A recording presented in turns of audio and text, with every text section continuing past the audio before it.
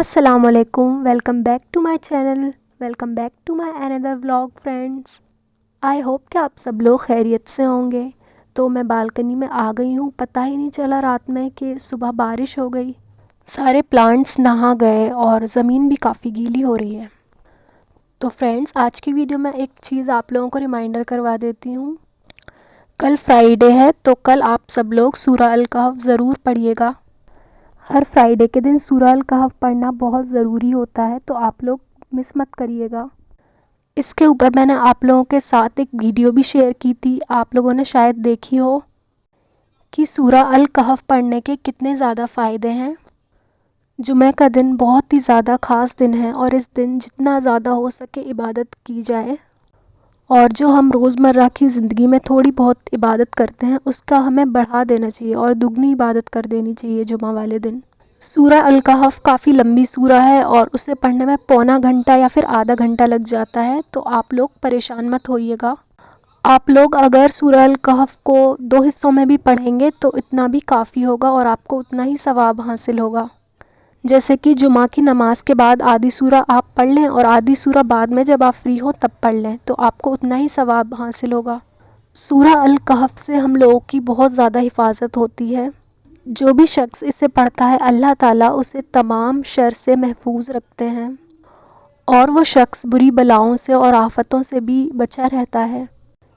کیا آپ لوگوں کو پتہ ہے کہ تھرسڈے یعنی جمعرات والے دن مغرب کی نماز کے بعد سے جمعہ شروع ہو جاتا ہے، اور اس وقت بھی آپ لوگ عبادت کریں اور نبی پر جتنی زیادہ ہو سکے درود پاک بھیجیں۔ اس دن جتنی زیادہ ہو سکے درود شریف پڑھنی چاہیے، جیسے کہ کام کرتے وقت کر لیا، کھانا بناتے وقت آپ درود شریف پڑھ سکتے ہیں، اور جب بھی کوئی پاک صاف کام کر رہے ہیں تو آپ لوگ درود شریف پڑھ سکتے ہیں اپنے من ہی من میں۔ تو بہت سارے لوگ آفس گوئنگ ہوتے ہیں اور ٹائم نہیں ہوتا ہے ان کے پاس، یا پھر باہر رہتے ہیں، گھر پر نہیں رہتے، تو وہ لوگ سورہ الکہف کو موبائل پر سن سکتے ہیں، تو اس کا بھی اتنا ہی ثواب ملے گا جتنا کہ اسے پڑھنے کا ثواب ملتا ہے۔ تو ایسے بہت سارے طریقے ہیں جس میں ہم عبادت کر سکتے ہیں اور اپنے ٹائم کے حساب سے عبادت کر سکتے ہیں۔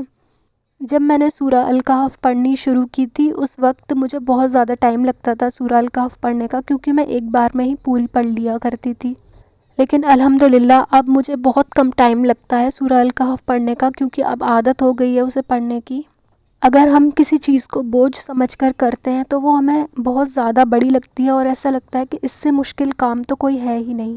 تو کوئی بھی کام، جیسے کہ وہ آفس کا ہو یا پھر گھر کا ہو یا پھر کوئی اور سا کام، ہمیں بوجھ سمجھ کر نہیں کرنا چاہیے۔ کیا آپ لوگ جانتے ہیں کہ جمعہ کے دن ایک ایسی گھڑی آتی ہے کہ اس وقت آپ جو بھی دعا کریں گے وہ قبول ہوتی ہے؟ تو وہ جو گھڑی ہوتی ہے کہ ہمیں پتہ نہیں ہوتا کہ کس وقت دعا قبول ہو جائے، تو ہمیشہ اٹھتے بیٹھتے اچھی باتیں کرنی چاہیے، اور آپ لوگ یہ ڈیسائیڈ کر لیں کہ ہمیشہ میں جمعہ والے دن زیادہ پڑھوں گی اور زیادہ عبادت کروں گی۔ تو اگر آپ یہ چیز ڈیسائیڈ کر لیں گے اور تھوڑا تھوڑا کوشش کریں گے تو آپ کو اس چیز کی عادت ہو جائے گی۔ جب اللہ تعالیٰ نے ثواب کمانے کے لیے ہمارے لیے اتنی ساری آسانیاں کر دی ہیں تو ہم کیوں ان کا فائدہ نہ اٹھائیں؟ ہم انسانوں کے ساتھ ایسا ہے کہ ہم کبھی بہت زیادہ عبادت گزار بن جاتے ہیں، اور کبھی کبھی ایسا ہوتا ہے کہ ساری عبادتیں چھوڑ کر بیٹھ جاتے ہیں، اور صرف گناہ کی چیزوں میں ہم لوگوں کا دل لگتا ہے، اور ہمارا نمازوں میں، قرآن میں دل ہی نہیں لگتا ہے۔ تو ان سب چیزوں کے لیے آپ کو ایک دعا بتاتی ہوں جس سے کہ آپ کو بہت فائدہ ہوگا اور آپ کا دھیرے دھیرے دل بھی لگنے لگے گا پڑھنے میں۔ دعا کچھ ایسے ہے: یا مقلب القلوب ثبت قلبی علی دینک۔ اس دعا کے معنی ہیں: اے دلوں کو پھیرنے والے، میرے دل کو اپنی دین کی طرف جما دے۔